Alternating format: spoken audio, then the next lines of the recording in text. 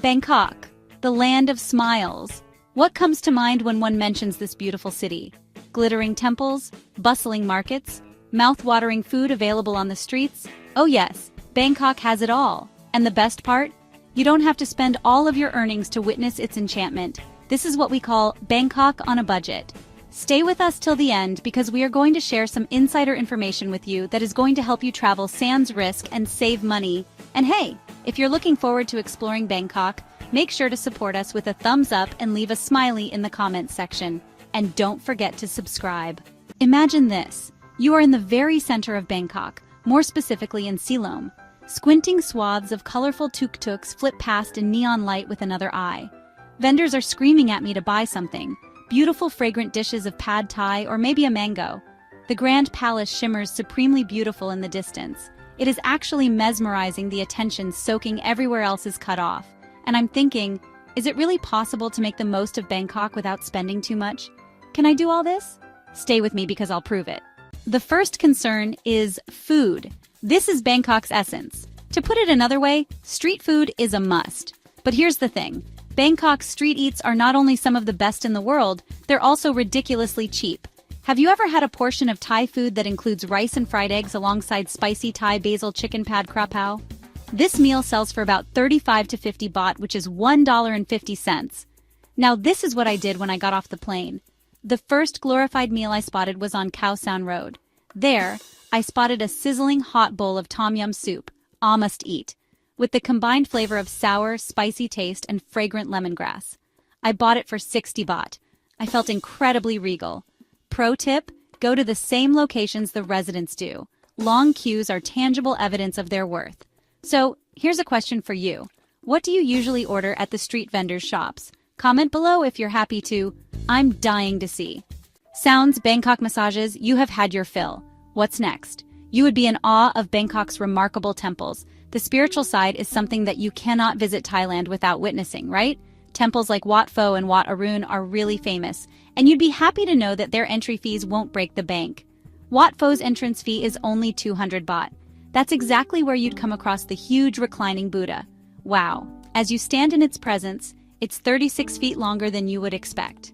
Many local temples, however, do not charge admission and don't have the same level of marketing influence about them, so they are relatively less known.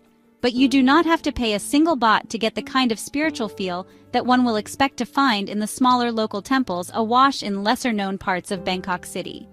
They are more spacious and honestly beautiful as well. One I chanced upon in the neighborhood of my budget accommodations was such a charm. There were many serene monks there that made the experience better alongside. So flickering candles and not a single tourist in sight. Also, when out to the temples, it is best to dress up decently. Put a shoulder and knee cover in place to honor Thai society. The next thing on the list is transportation.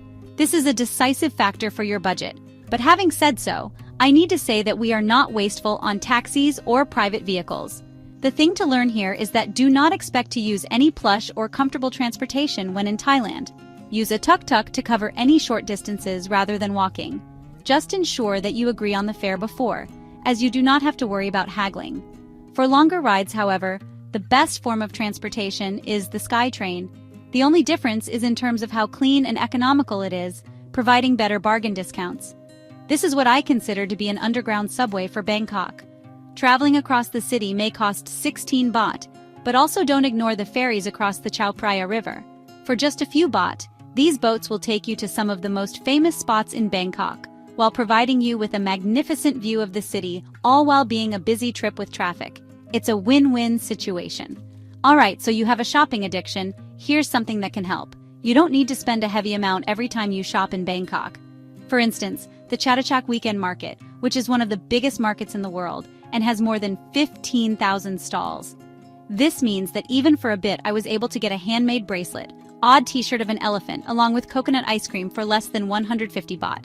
When haggling, it is recommended to be respectful as the sellers expect you to haggle. Almost everyone does have the question of accommodation, especially the cost. The good news is that Bangkok has different types of accommodation options no matter the budget. If you're someone who loves to meet different people, then hostels are a good option for you as there are many who are clean, comfortable, and only cost around $10 per night. If you are a light sleeper and require a quieter atmosphere, then guest houses are something to consider as they are around $15 to $20 per night.